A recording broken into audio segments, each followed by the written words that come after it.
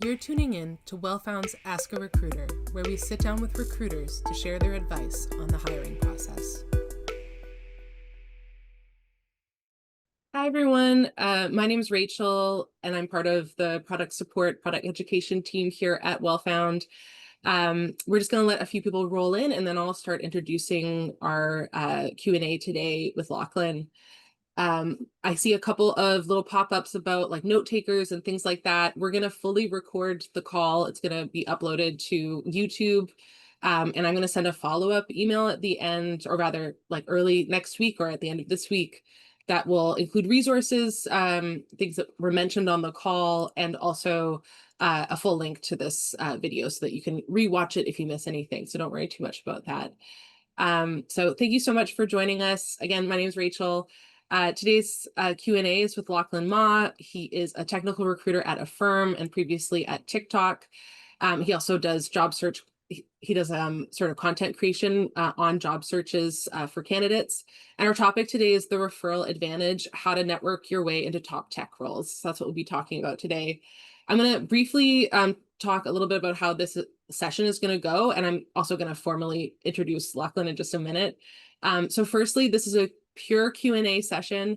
We're going to start with intake survey questions to warm up. So these are questions from you when you signed up for the call. We just highlighted some that were overarching themes and the kind of questions that we were getting for Lachlan just to kind of warm up the session with. While he's chatting, you can write your questions into the chat.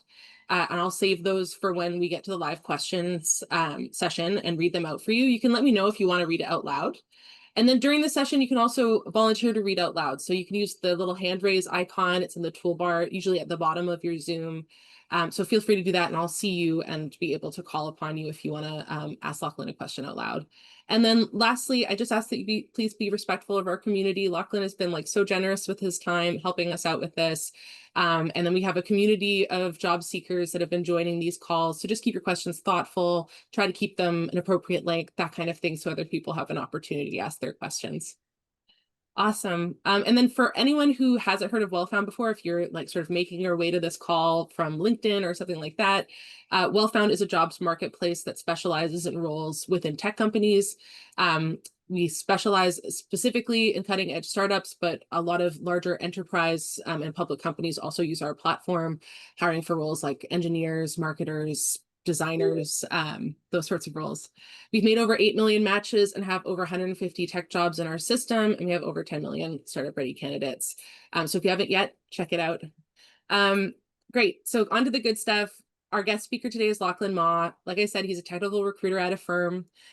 He's a Sydney-born tech recruiter turned content creator who's hired engineers across the globe, from Silicon Valley to Australia. After 4+ years at TikTok and now recruiting at Affirm, he's seen it all, the good, the bad, and did they really say that in interviews? On LinkedIn and YouTube, he shares no fluff job search advice with a blend of insider tips and humor. Whether he's building teams, building content, or traveling around the world, Lachlan's on a mission to make hiring more human and way less confusing. And I've got to say, I think our missions are kind of aligned here. And that's why we connected to have you as a guest today. So thank you so much for being with us, Lachlan. Thank you, Rachel. Awesome. So we can just get right to the questions. So the very first question is just talking about, why is this important to talk about? What's the value here? So Margaret asks, are referrals still valuable in this saturated market? What do you think? So that's a good question, Margaret. And I think when you start thinking first about referrals, a lot of times people think it's kind of their key to instantly getting a job, getting their way in, which I think to a certain extent, referrals are still valuable, but it's not but each referral isn't valued the same. So for example, that you can get a referral from anyone in a company, but there's a certain degree of how effective it can be when it comes to getting that push towards getting an interview or getting you speaking to the hiring manager. So in terms of making it more valuable, what I recommend when getting a referral is, or trying to get a referral is, typically the recruiters are stacked with messages. I'll be honest, my LinkedIn inbox is like just thousands and thousands of unread messages from people saying like, hey, I'm XYZ from this company or from this school. Like, can I get a referral? And realistically, like, of course, I'd love to spend like time going through all those thousands of messages and giving everyone my referral, but I also uh have to be 100% focused on my corporate job, being a technical recruiter at a firm. Um, so I think the best way to get a valuable referral is to seek someone that is already in the position that you are applying for in that company. Really reach out to them, really try to network with them first, as opposed to like just asking straight for a referral. If they don't reply to your like networking request after maybe a follow-up, then it's okay to ask for a referral, because some people do just like the direct, like I'm just like directly giving a referral. And then I think the number one value that would be added to for a referral is actually getting a referral from the hiring manager. Pretty much like as a recruiter, if I see a referral from the hiring manager, I'm automatically moving into interviews. Um, and then of course, like you still have to pass the interviews. Like referrals aren't your key to getting offered; it's a key to getting your foot in the door. So they're still valuable, but it's how you play it and how you can get a valuable referral. Awesome. Yeah. Great. Okay, so our next question is all about like networking for tech. So what is unique about networking in the tech industry versus networking in other industries? And this question comes from Camille. Yeah, good question, Camille. So kind of how we touched in the last question, like referrals aren't always treated the same, especially when it comes across different industries.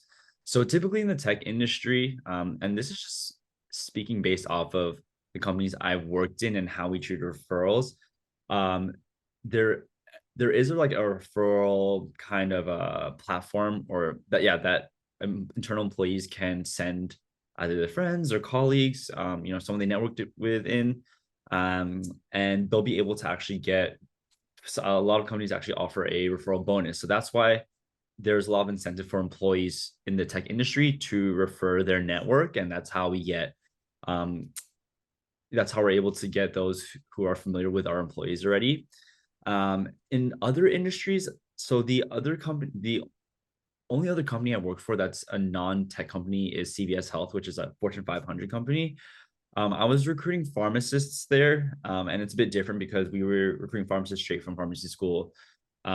So we didn't have a formal referral program. Um, so when it comes to networking, like, and getting a referral, it wasn't as useful as it is in the tech industry, I feel.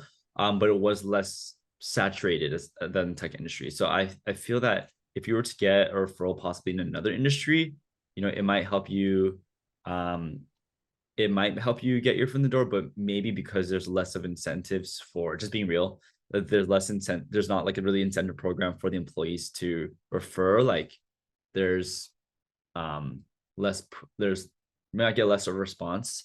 But at the same time, the tech industry is highly saturated, so that there's kind of like give and take for each. But when it comes back to networking, um what's unique about networking in both is that it's really helpful. Like I think you just have to be strategic. Are you trying to get into the tech industry? Are you trying to get into another adjacent industry, or that's something that's completely different? um that's going to be more helpful in getting you to achieve whatever goal you want, whether that's getting a job search, or if you generally want to just learn more about someone's role, like you're a hungry college student, or you wanted to make a career pivot. um I think it's really, networking is pretty streamlined across each industry, but it's just making sure you're targeted and you have I guess, a motivation, and a goal of each. Yeah, that's an interesting thing to highlight too, that a lot of startups have those incentive programs. So I think it's helpful to let people know that who don't know, so that when you are making those connections or asking for a referral, just keep in your back of your mind that there might be something in it for them also. It makes it a little bit less awkward to think about that. Yeah. Oh, one more thing I want to actually go over is that for the companies again I've worked for, recruiters don't get any referral bonuses. But of course, it's because it's their job. But those who aren't recruiters typically do. So that's why it's really effective to, like, you can definitely introduce yourself to a recruiter, but it's gonna be more effective to network with someone who isn't a recruiter, or try to reach out to them for a referral. Oh yeah, that's a really good point. Yeah. Um, okay, on to the next question. And I love this question. What about the introverts? So Yaba asks, I'm an introvert and networking is my kryptonite. I love that. But I can't seem to land a job without doing this. How can I network and get referrals for positions without feeling and looking so fake? Yes, a really good question. I think about this from time to time because I do have some candidates I even talk to. I can tell they are more on the introverted side, but since I'm hiring like engineers, IT support, it requires more technical skills rather than people skills. But so let's say you are an introvert and networking is something that isn't a strong suit of yours. I'll be honest, like I've gotten jobs both through networking and without networking or like directly applying. But let's say you are trying to network, not necessarily just for the sake of getting a referral, but let's start off with just wanting to network and getting to start a conversation with someone. I think if you are introverted, um, that's just something that maybe you can start talking to more people outside of a professional setting and try to at least tap into a side of yourself that gets more comfortable with having these conversations that they may feel fake and look fake at first, but then it's so practice asking questions and leading conversations that make it feel authentic. Typically, if you are reaching out to network with someone, you're going to be the one that's guiding the conversation, as opposed to asking someone for a networking session and then sitting there, expecting them to lead the conversation. Like you're there to guide the conversation. So I think first and foremost, as an introvert, just start practicing, being in more social settings where you are guiding conversation, or just take the first step. Start contributing to the conversation by asking questions. Once you learn to ask questions, learn how to reply, and guide conversations and responses with another question, a follow-up question, and then learn how to segue and lead that into, here's who I am, here's what I've been working on, and I noticed this job on your website, and I was wondering what's the best way to be, or what's the best way to have the highest potential to be considered for this role.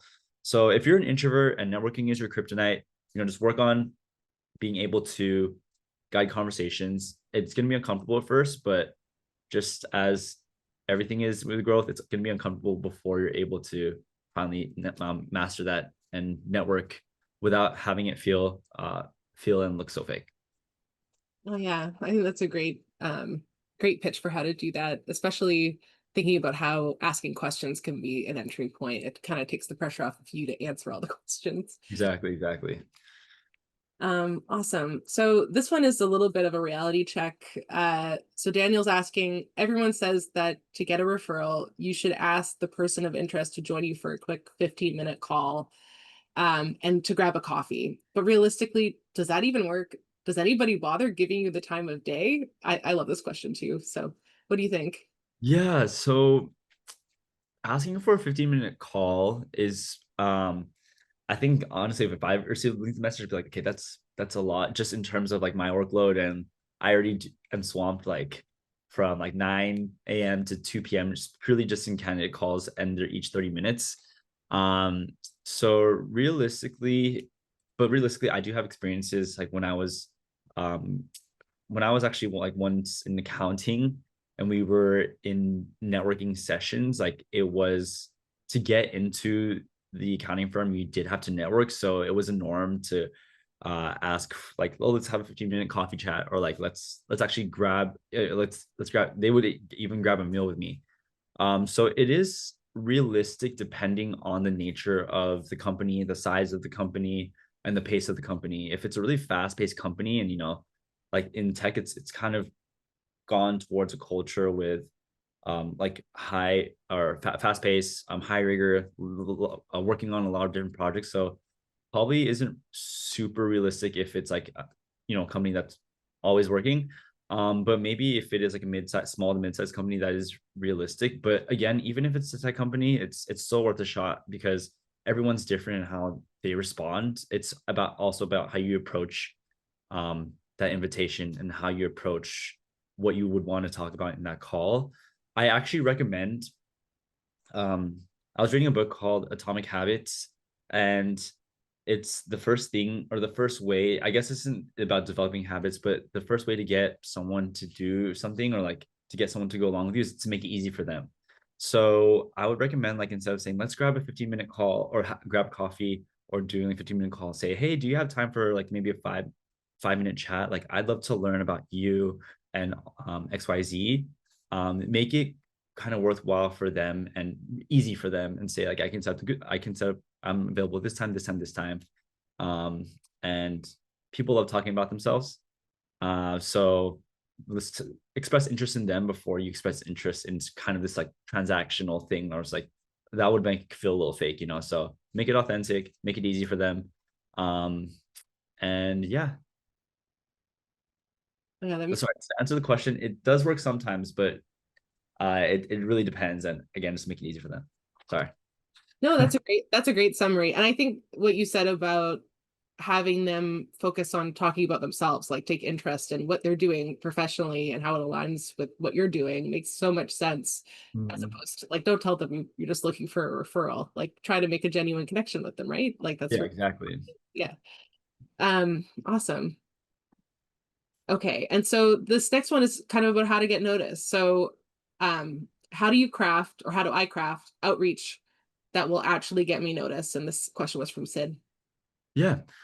Good question, Sid. So, yes, I do. As I said, like I have a lot of LinkedIn messages in my inbox, and there's thousands of them.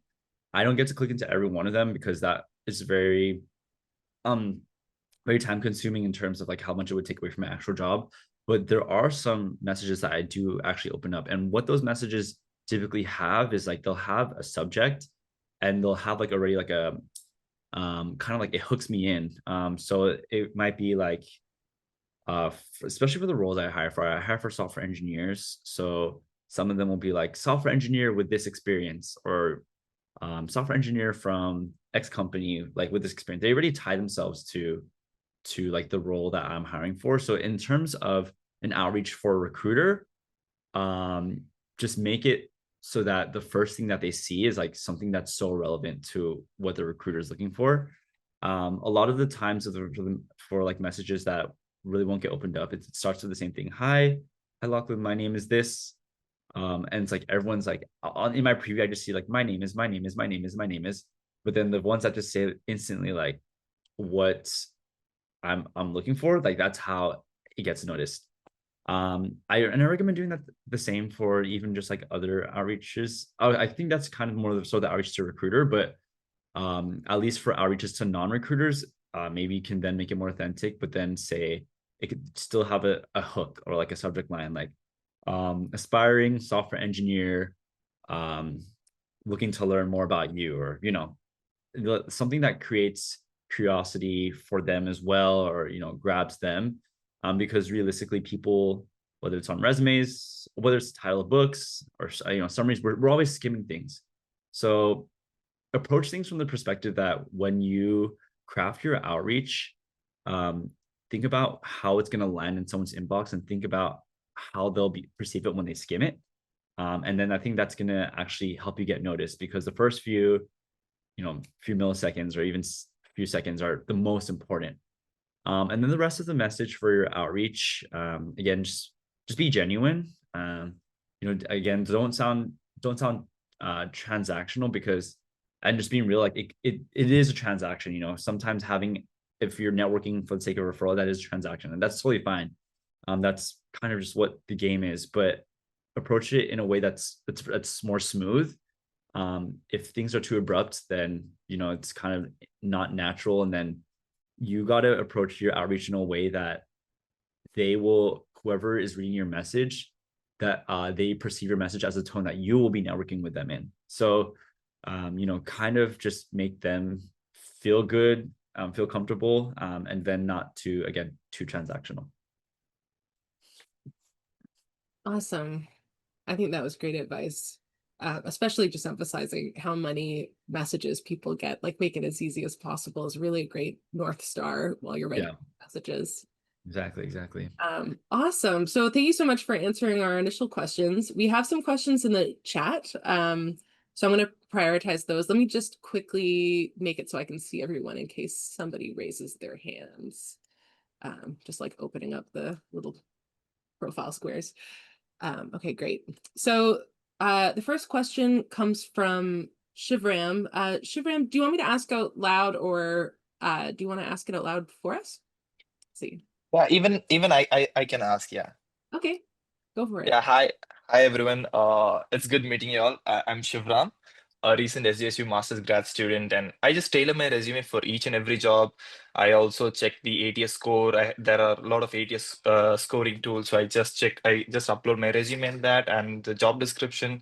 I check my ATS score. I apply early to the roles, like within like 10 or 50 applicants, and even send my resume directly to the recruiters, the hiring managers, and everyone. If I'm doing everything right, like why am I not still getting the interviews? Like I apply for, let's say, for example, in a day I apply for 10 to 15 jobs. So in a week, that's about 70 jobs. And it's so hard to get an interview for at least one job. So if I'm doing everything right, at what point is it no longer about resume optimization or networking? Yeah, that's a good question. And from what you're telling me in terms of what you've done, ATS optimization, networking, of course, even applying to job, taking action on that, like you are doing those steps right.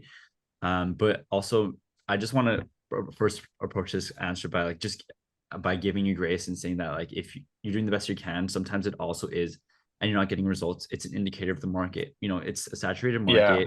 market. There's more than likely like thousands of people being considered for one headcount. So don't let this be an indicator that you aren't fit, or that you are the wrong candidate. It's just more so there's thousands of people trying to cram into one room, and there's not space for everyone. And in terms of like how to approach it, and maybe you can, I'm just being really nitpicky, maybe you can assess like, or I think getting feedback is the only way you'll be able to, or not only way, but one of the most useful ways you'll be able to see how you can get closer to what you want. So if you do have a contact with a recruiter, maybe if you started interviewing and you got rejected from like a coding interview, or let's say if it's not even non-engineering, you just got rejected from an interview, or you are still in contact with a recruiter and got rejected at resume screening, asking for that feedback about, what about my resume, like didn't stick out to you or the hiring manager that could be better for future consideration. And also in the same way for interviewing as well.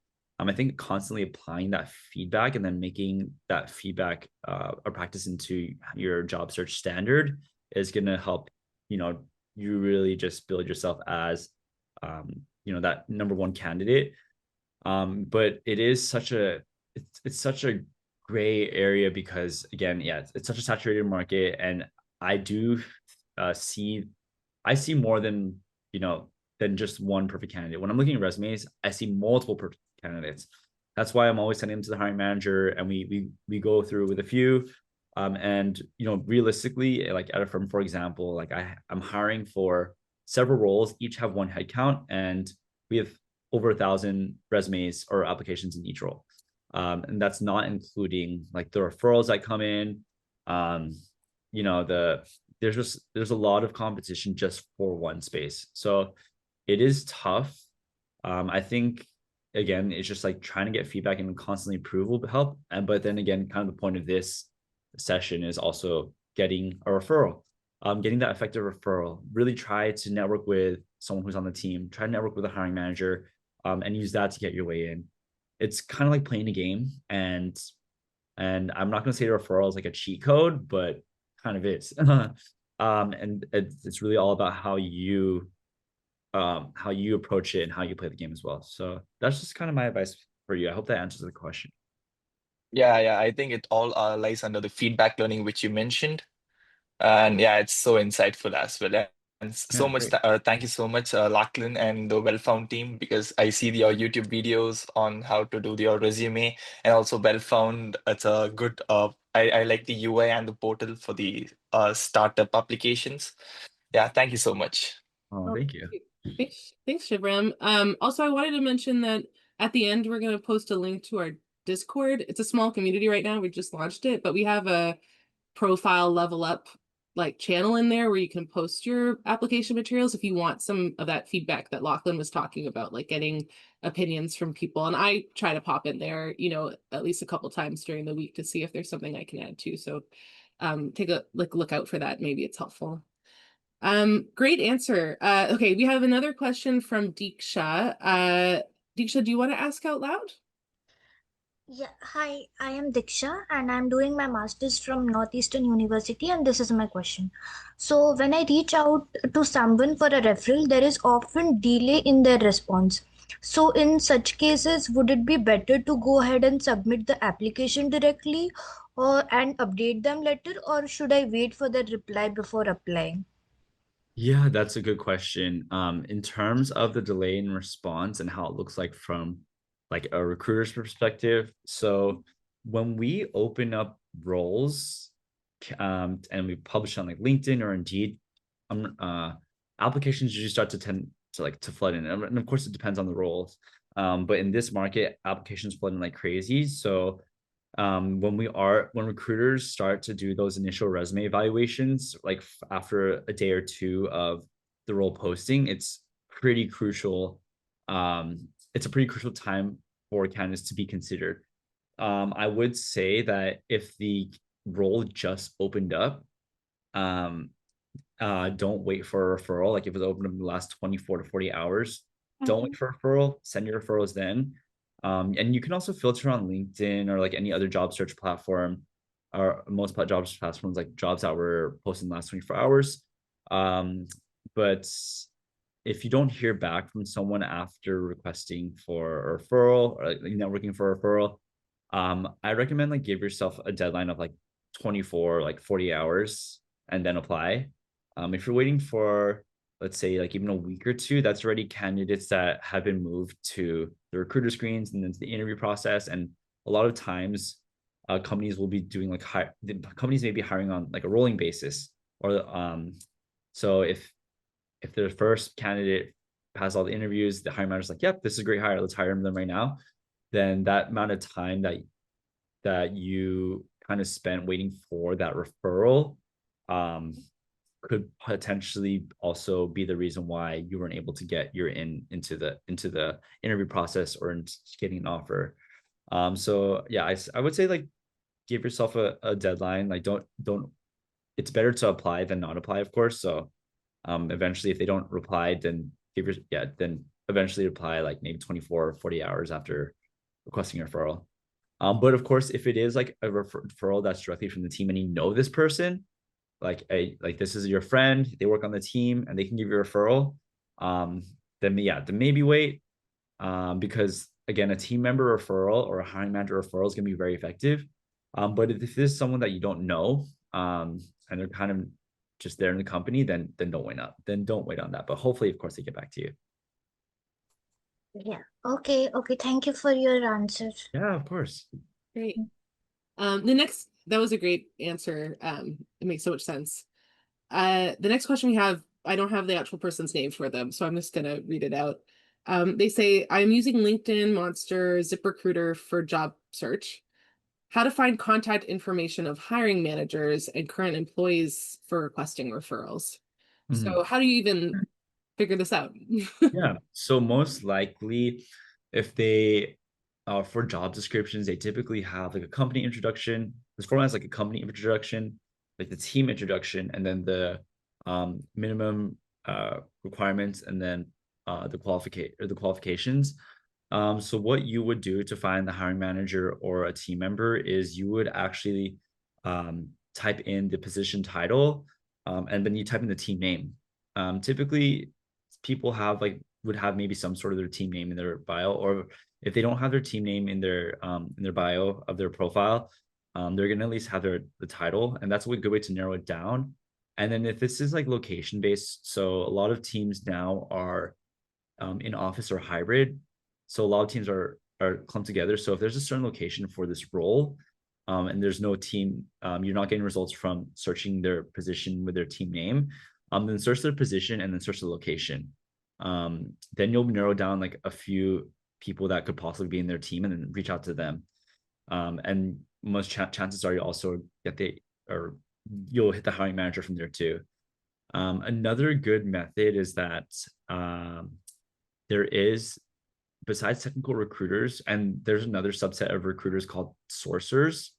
Sourcers are basically those who their only, not the only job, but their main job is to actually headhunt and reach out to people on various platforms, like LinkedIn, Monster, Indeed, etc., and start bringing them in to build a strong pipeline. So if you can actually find a sourcer, SOURCER, of that company that's hiring, that's helping hire for that role, those are good people to reach out to too, because they're also based on like their submissions, their numbers too. So they have a lot of incentive to actually hop on a call with you and, you know, refer you in as well.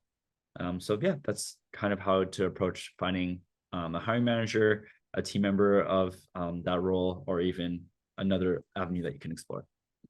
Awesome. And I want to add that on Wellfound, on our jobs, we have a hiring contact listed with every job post.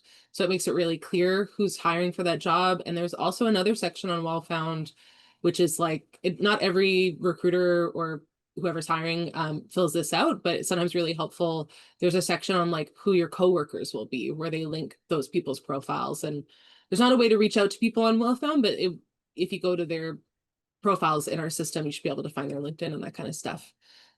So just something to keep watch of, something we have. Okay, our next question is from Christy. Christy, do you want to ask your question out loud?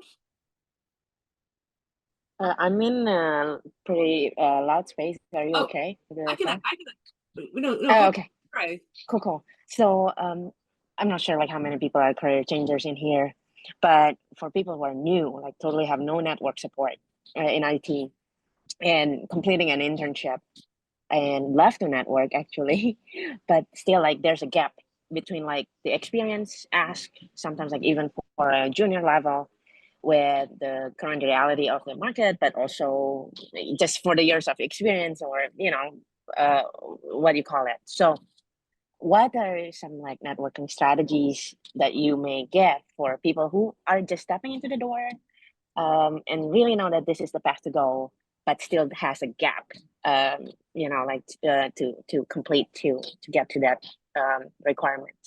So thank you so much. Of course. So, just so I'm understanding your question right, you're asking that if someone has maybe a gap in like they're missing a certain experience that the job requirement has, or maybe their years of experience is different from what the job posting has, like how do you approach that? Yes, and maybe like a clarification on my question is that how to network like wisely in terms of, you know, I heard like when you meet people in person, or people get to know what you bring to the table more than your resume, more than the things that you kind of visually see, how to kind of find perhaps like internal opportunities as well, things that not necessarily just out black and white out there, and also like for the hiring managers or potential employers to really get to know what you bring to the table. Is that clear? Yeah, for sure. So I'll answer the first part of your question. When there is a gap, you know, some sort of, maybe let's say you meet like 75% of the job requirements and there's a gap for the remaining 25%. Typically, I know I said earlier that like I typically see like the perfect candidates, like a lot of them. When I say I see the perfect candidates to me are someone that hits like maybe 75% of that.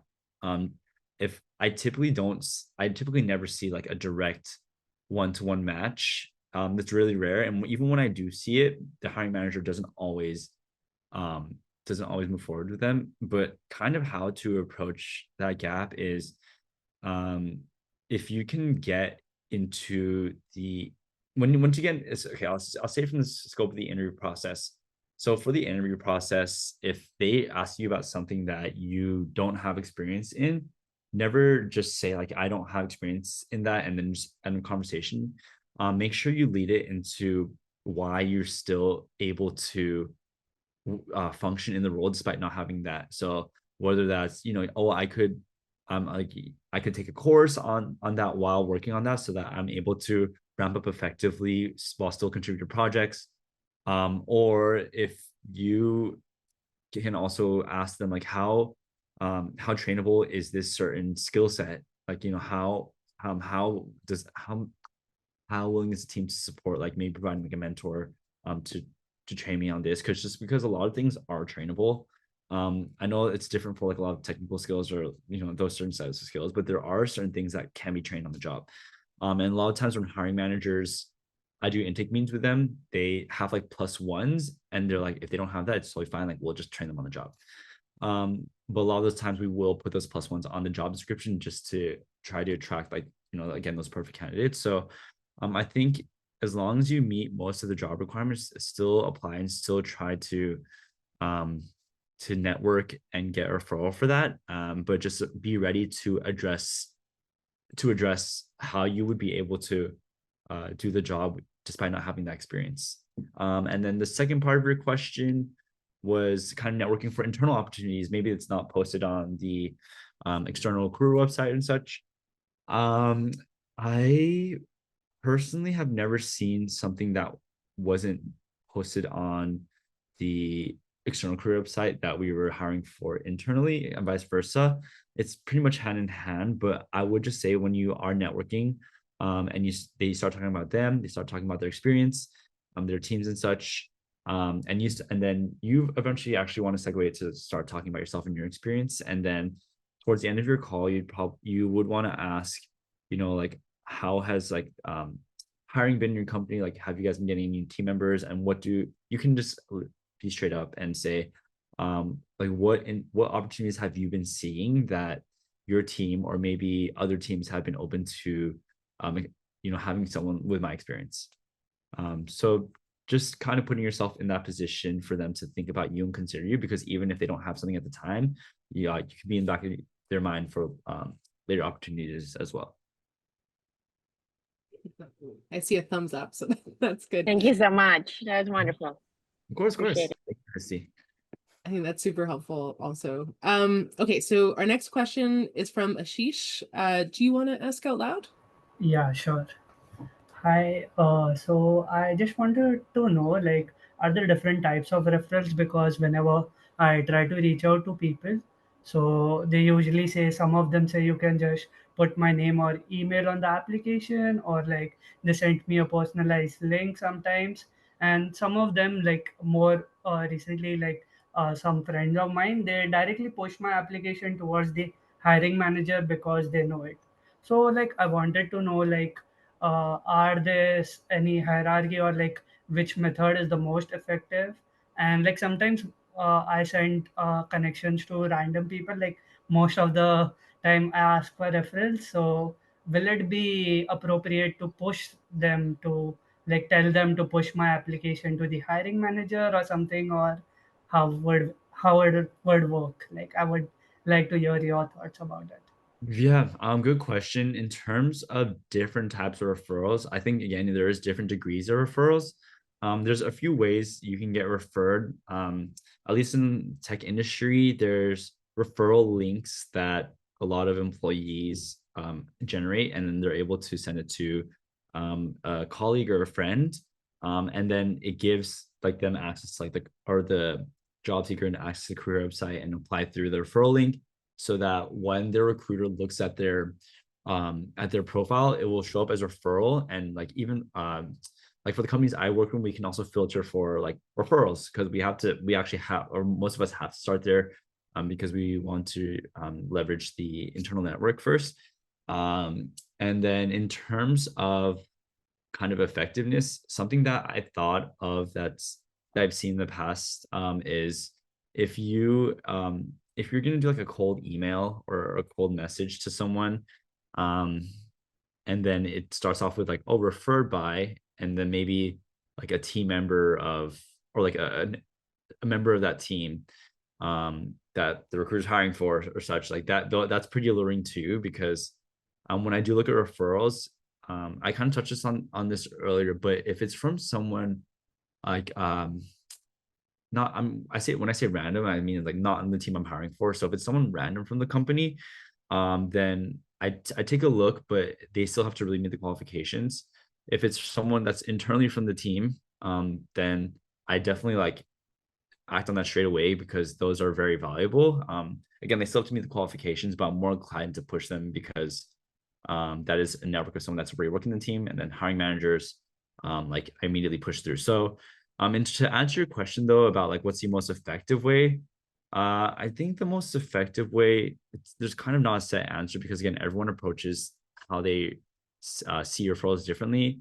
But I think as long as you draw a relation to someone that's within the company that's close as closest to the role and the hiring manager as you could be, whether that's sending a cold email and saying like, oh, I was referred, or I know, or if I know this person in the team, I work with them, then I can actually go and like message them to come to like, hey, this person that used to work with you, like, can you kind of at least like give me some background about like who they are and how your work experience was with them. There's different ways you can approach it, but again, I think just getting as close you can to the hiring manager, whether that's through a team member, and if possible through a recruiter, that would be great. Uh, Thank you so much. I just want to add a bit to my question. As you said, like we can reach out to the hiring manager and we can say them like cold email, I was referred by this candidate. So like, is it really appropriate? Like, the won't the hiring manager be like, how did you get my contact or something like that? Because like sometimes most of my connections, they do not directly send me the information for the hiring manager. So just wanted to know, like, yeah. Yeah, that's a good question. I can't say whether or not a hiring manager would react that way. I mean, I get a lot of emails that I don't have my email on like publicly, but then I still get a lot of emails. At first, I used to react like, okay, how did these people get in my email? But then now, like, I'm just very used to it, so it doesn't really faze me anymore. So I can't say whether or not that's like the same for hiring managers. I know some people, of course, are more sensitive to like having someone kind of go into like maybe their inboxes, especially because a lot of people email me my personal email, which sometimes I'm like, I don't know where I put it out there, because my personal, it's not just like my name, it's like kind of unique characters, but um I think as long if it's a work email, like it's okay. I wouldn't message someone's personal email though. That kind of like it kind of draws the line for me. But I'm not gonna lie, if something comes through my personal email and it's like the right fit, I'm like, okay, let me just send them through to the hiring manager. So I don't know. Yeah, but that's just my take on it. Sounds like a little bit of a gamble. Yeah, a little bit of a gamble. Yeah.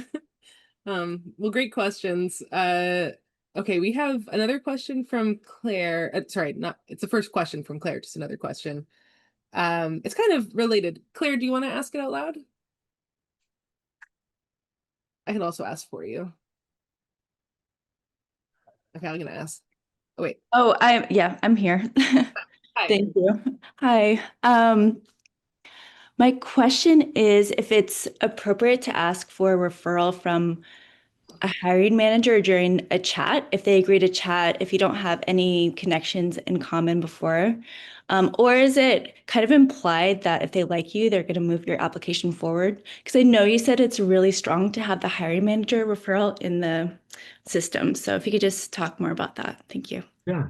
Good question. Something really important came up to my mind when you said that, because when I think about my hiring managers going on chats, like my hiring managers realistically don't do like networking calls with people.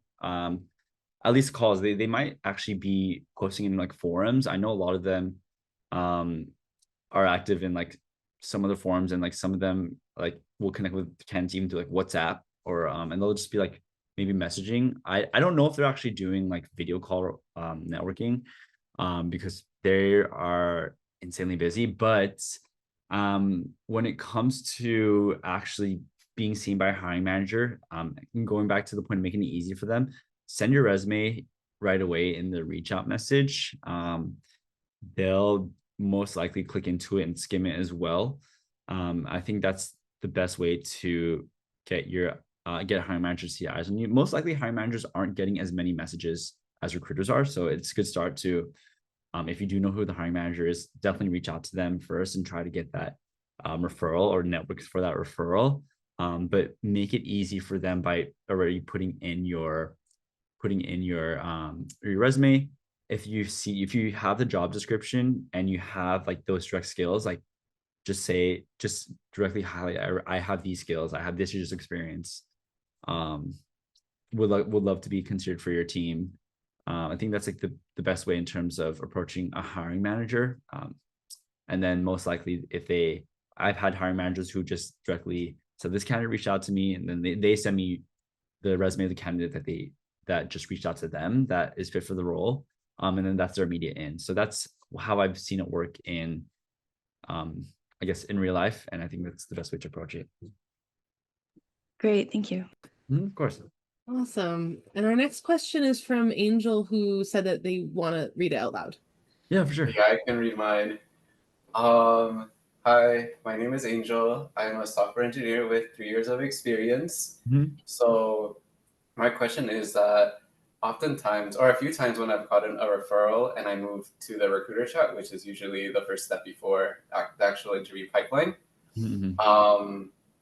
I actually sometimes am not able to make it past that chat. So I'm curious, like, what are recruiters looking for as far as like standouts for their candidates aside, like, I guess, meeting criteria? Is there any way that I can stand out? Like, should I very boldly highlight like the skills that are matching the description, or yeah, I don't know how really to handle that situation.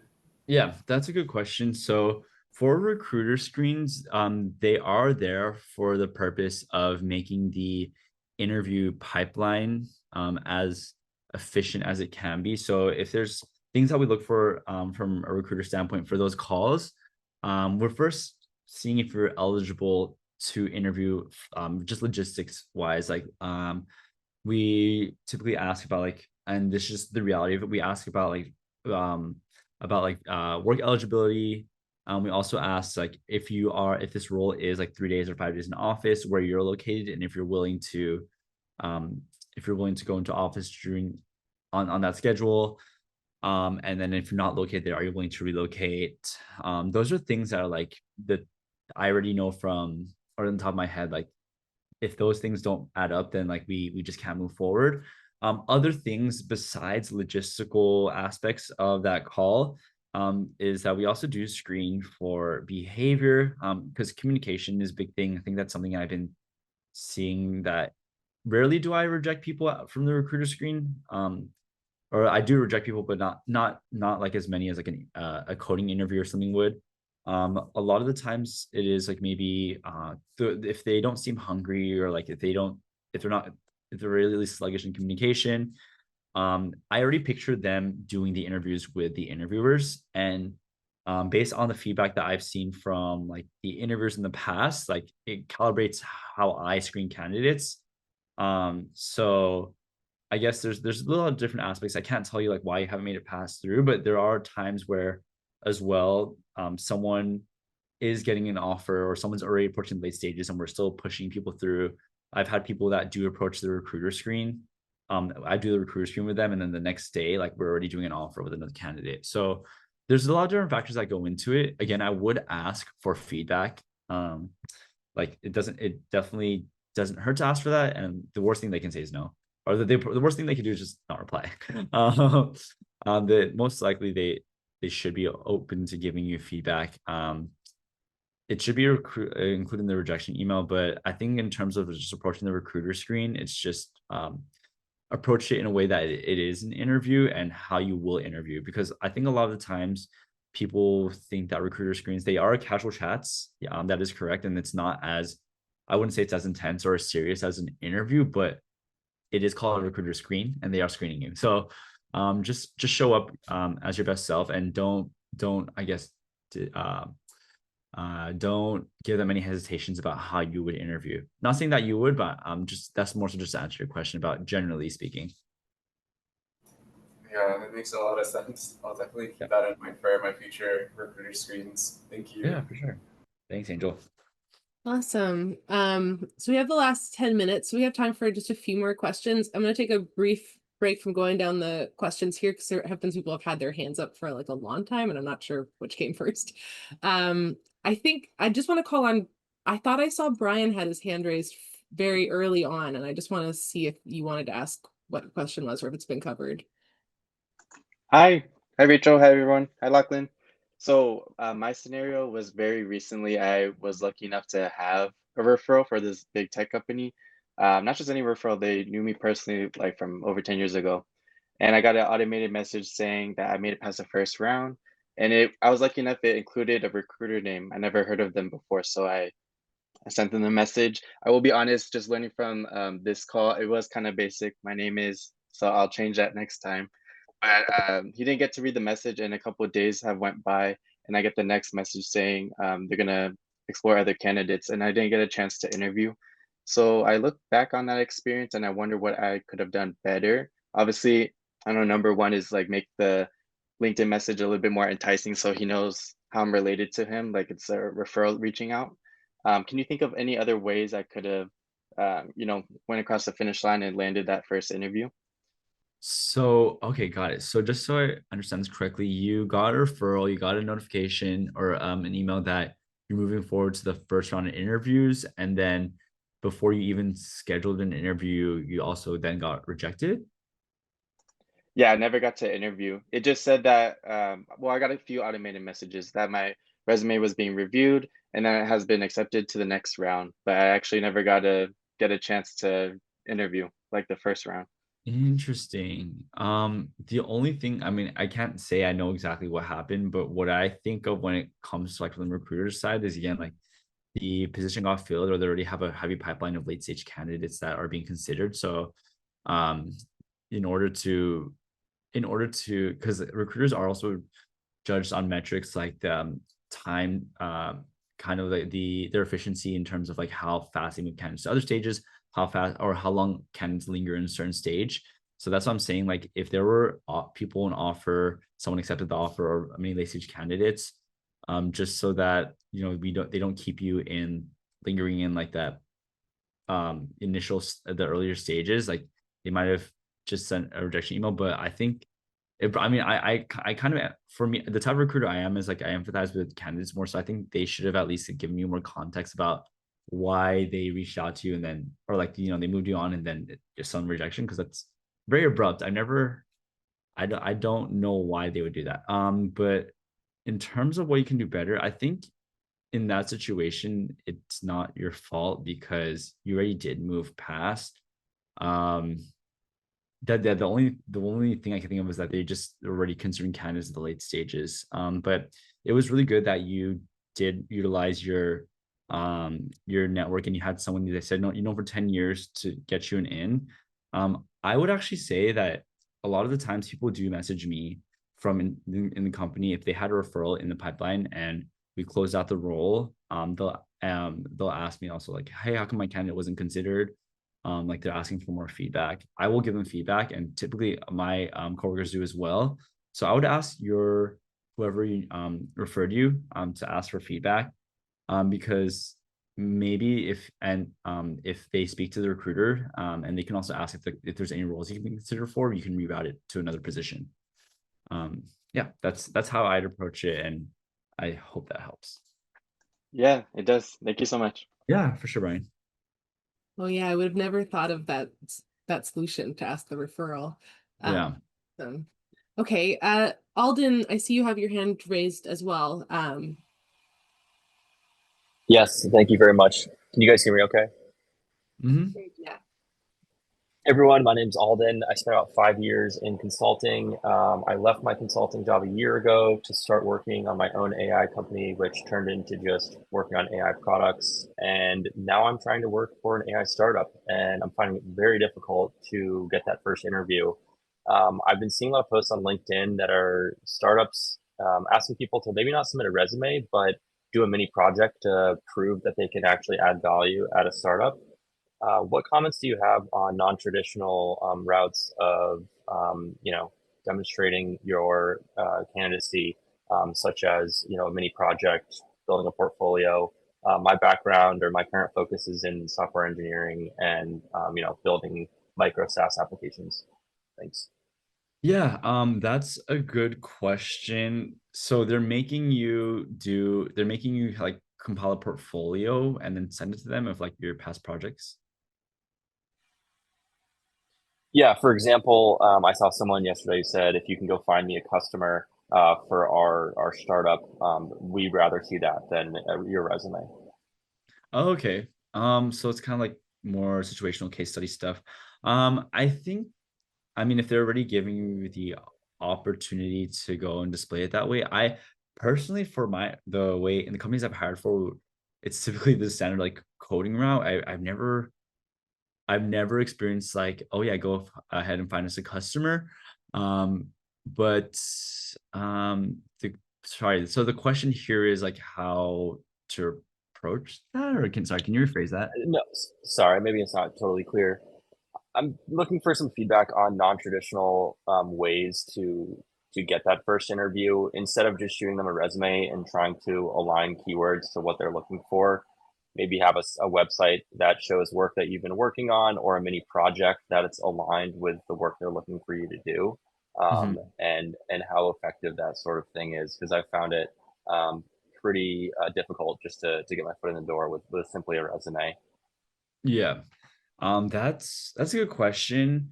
For it's a bit, I'm not gonna lie, it's a bit of a tough question for me because typically how we like standardize our consideration process purely through resumes, and of course, if we have someone who's been networking with any of our team members, we'll consider them.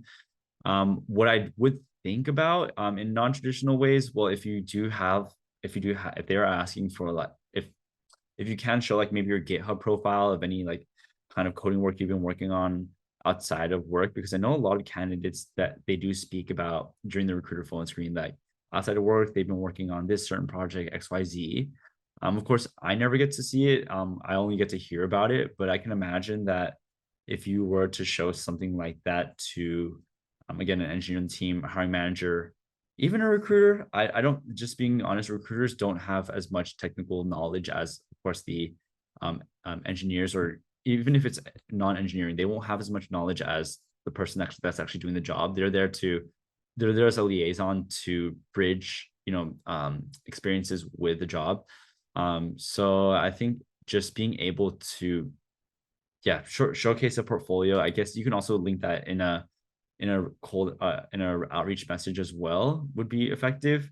I do also want to I don't know if this is necessarily in line with your question, but I have a few people in my network and peers that have asked me about a lot of interview processes that are making them do like 3 different at-home assessments and then like 7 different interviews, and this isn't even for like a senior role.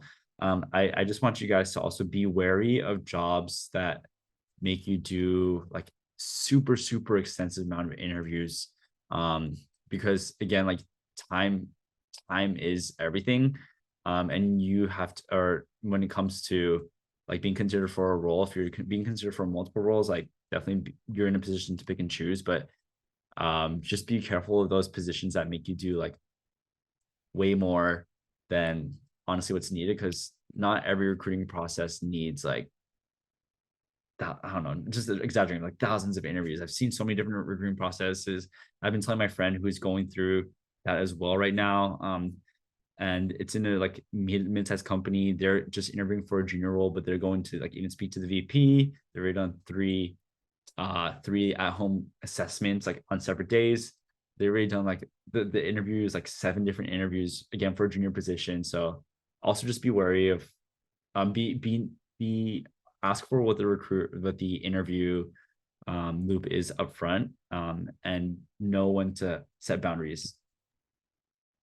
Yeah, I think that's a really good reminder, Lachlan. Yeah. And definitely if someone is asking you anything fishy or like it doesn't feel right to you, try to use your best judgment as well. If it's on Wellfound, you could write to us if you're sort of like, is this normal? Is this like company acting appropriately? I'm happy to take a look, and I know Alejandro or anyone else on our team would be as well. But if it's not on our platform, if it seems a bit like it's taking advantage of you, maybe it is. We see a lot of different things. We have our whole team that tries to work on stuff like that. We're unfortunately at the end, and I know that people still have lots of questions. So I think one thing to keep in mind is that we do have this is a series of recruiters that are talking. So with the follow-up email, I'll send our YouTube channel so you can check out, maybe another call has addressed some of the questions that you have. So please take a look. And the other thing is that I want to mention that we do have this Discord community. Alejandro can drop again into the chat. So if you want to keep the conversation going, I'll pop in there after this call even. So if you want to repose your question, and I'm happy to answer based on the other answers that we've gotten from the recruiters. I actually have like their transcripts that I can pull from and things like that. So maybe I'll have something that will answer your question directly. So I'd love to be able to help anyone that way if you want to join in, or just introduce yourself and get to know some of the other candidates that are job searching right now. Like we talked about, our mission is to make this less confusing, and my mission is to make it a little less lonely, to bring people together. So please feel free to check that out. And then the other short thing is just that we have a survey. So I'd love to hear feedback on how this session went. If you've got any ideas for topics you'd love us to cover, or any feedback for how the flow works and all that kind of stuff, we're trying to keep iterating on these and make them as helpful as possible. And that is it. Thank you so much for joining us, everyone. This has been awesome. Thank you so much, Lachlan. Your answers were really illuminating. Thank you. Yeah. Thank you, everyone. Also, can I say like one quick thing before we leave? Sure. Yes. Also, if you do want, like, I do regularly post like a lot of job search tips on LinkedIn. And then I also have like a YouTube channel that has like a lot of insightful tips, but I'm currently reformatting to short form videos. So I'm gonna be on like TikTok, Instagram Reels more. So if you want to even connect with me on Instagram, because I'm gonna be posting a lot more job search content on there, to the lachlan.ma. And I'm gonna like be posting like really insider tips from a recruiter's perspective, because I'm very candidate forward and I just want to help everyone out. So yeah, just follow me there, and I hope to see you guys again soon. Yeah, I'd love that, Lachlan. And send me the links that you'd like us to share in the follow-up email. So we'll be sure to put that with everything, the resources that we're going to bundle together for everyone who's joined us or signed up for the call. All right, thanks, Rachel. Thank you, everyone. Yeah, thank you so much. All right, I hope everyone has a great Wednesday. Thank you. Bye. Bye. Ready to find your next role or discover top talent? Visit us at wellfound.com.